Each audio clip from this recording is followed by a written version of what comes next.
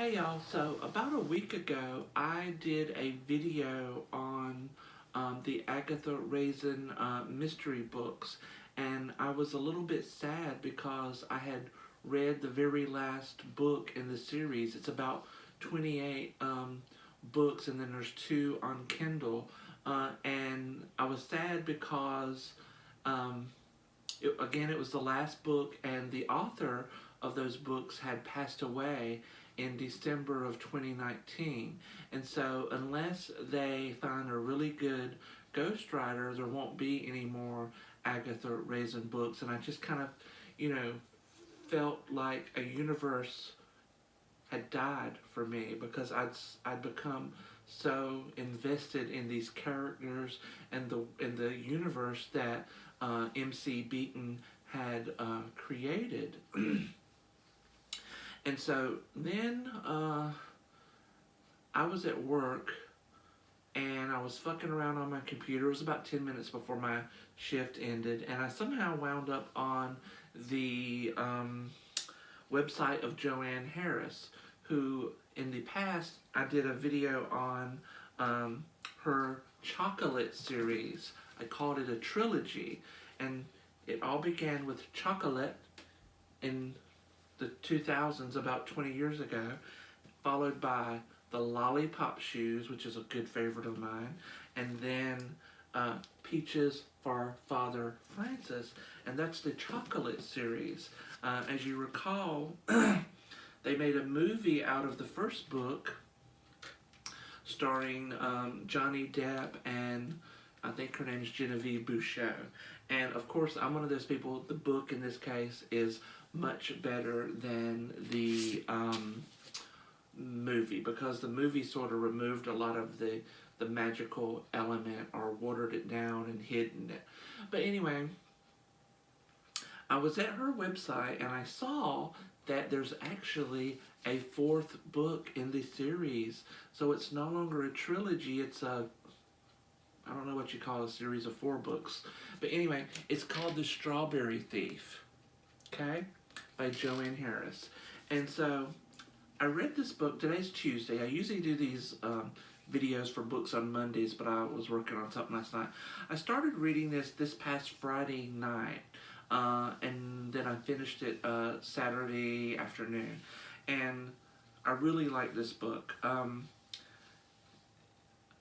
This book takes place 20 years after the first book, Chocolat. Vianne, the main character, her daughter, her second daughter, Rosette, are living in the little town in France from the first book again. As you know, she sort of travels around a lot. And she's running her chocolaterie, which is right across the street from the church. She and the local parish priest are, I would say, friends at this point. They're allies, friends. Father Francis. And her oldest daughter, Anouk, is now 21 years old, and she's living in Paris with her boyfriend.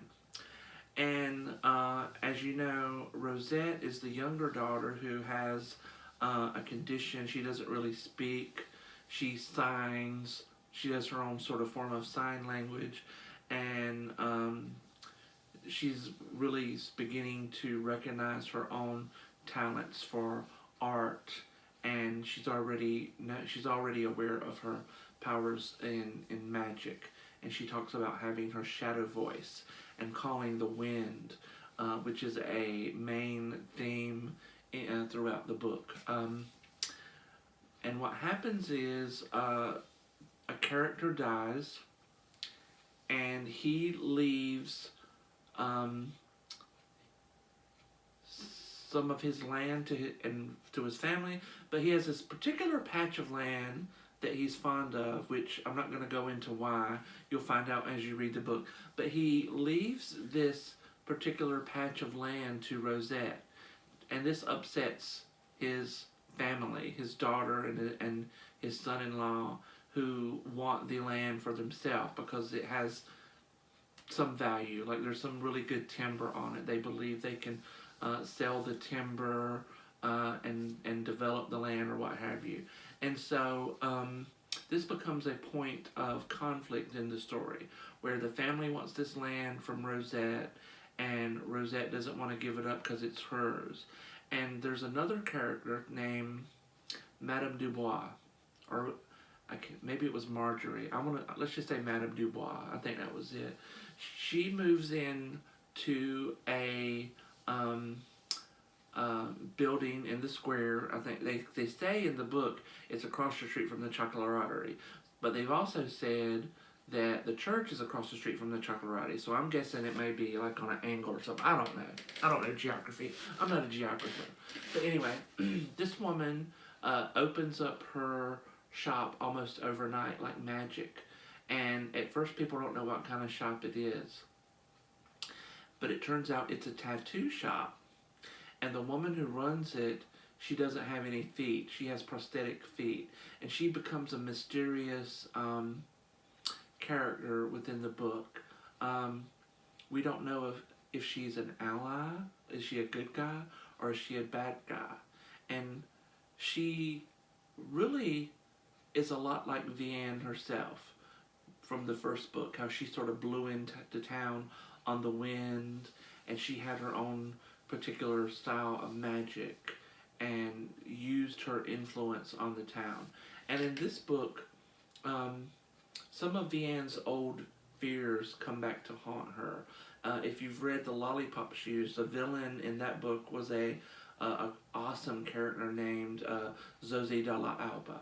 And Vianne suspects that the tattooist might be Zosie in another form, because as you know, Zosie used her magic to create glamours, and I'm not going to go into that relationship there of whether Madame Dubois is an ally or an enemy or what have you. But anyway, throughout the story, the character who dies, and I haven't said his name because I can't remember it, the character who dies leaves basically a confession to Father Francis, and he specifies that only Father Francis can read this confession.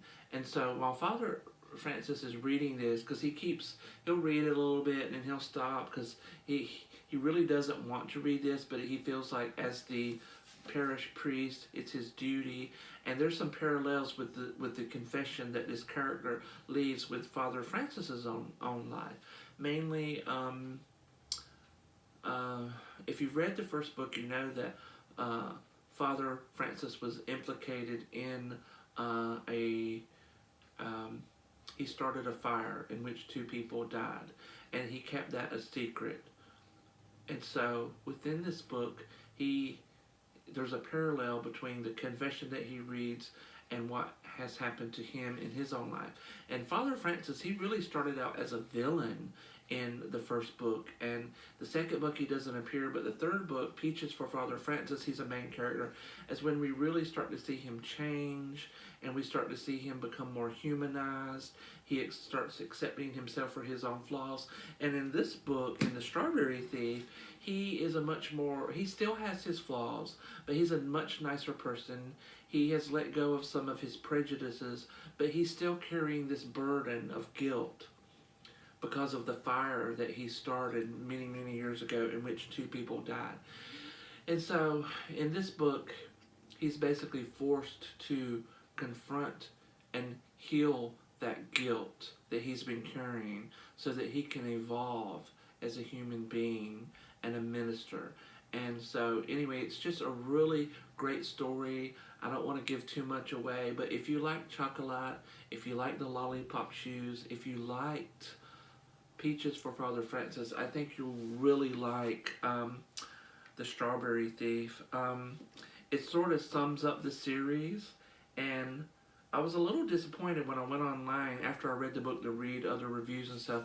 I did see someone say that this was the final book in the series, but on Joanne's website, she does hint that maybe Vianne's story is over. Maybe she'll become more of a background character, and Anouk or Rosette can come more into the foreground in future books and be sort of central characters. So anyway, let's hope this is not the last in this story, because I would really like to revisit this universe at some point.